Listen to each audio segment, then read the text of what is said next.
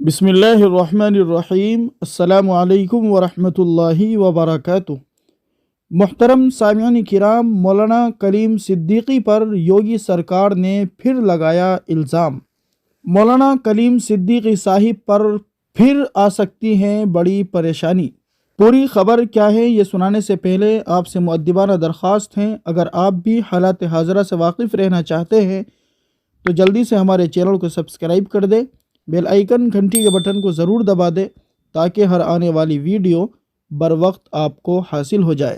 محترم سامعین کرام، حکومت اتر پردیش نے سپریم کورٹ سے کہا کہ مولانا کلیم صدیقی اجتماعی تبدیلی مذہب کیس کی سماعت ملتوی کرانے کی کوشش کر رہے ہیں۔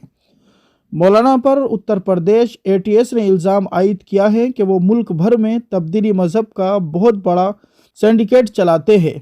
ایڈیشنل ایڈوکیٹ جنرل کریما پرساد نے جسٹس انیرودھ بوس کی بینچ سے کہا کہ مولانا کلیم صدیقی اور دیگر ملزمین تحت کی عدالت کی کارروائی میں تاخیر کی کوشش کر رہے ہیں۔ مولانا کلیم صدیقی کے وکیل نے اس کی تردید کرتے ہوئے کہا کہ گزشتہ ایک سال میں 11 گواہوں پر جرح ہو چکی ہے۔ ایڈیشنل ایڈوکیٹ جنرل نے بینچ سے گزارش کی کہ مزید حقائق ریکارڈ لیے جائے۔ بینچ نے ریاستی حکومت کو اجازت دی کہ وہ 19 مارچ تک ایک اور حلف نامہ داخل کرے۔ معاملے کی سماعت 2 اپریل کو ہوگی۔ حکومت اتر پردیش نے مولانا کلیم صدیقی کی ضمانت منسوخ کرانے سپریم کورٹ میں خصوصی درخواست داخل کی۔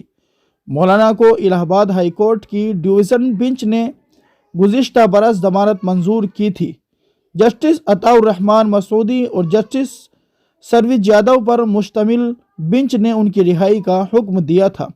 مولانا کلیم صدیقی کو 100 افراد کے دھرم پریورتن کے الزام میں میرٹھ سے گرفتار کیا گیا تھا۔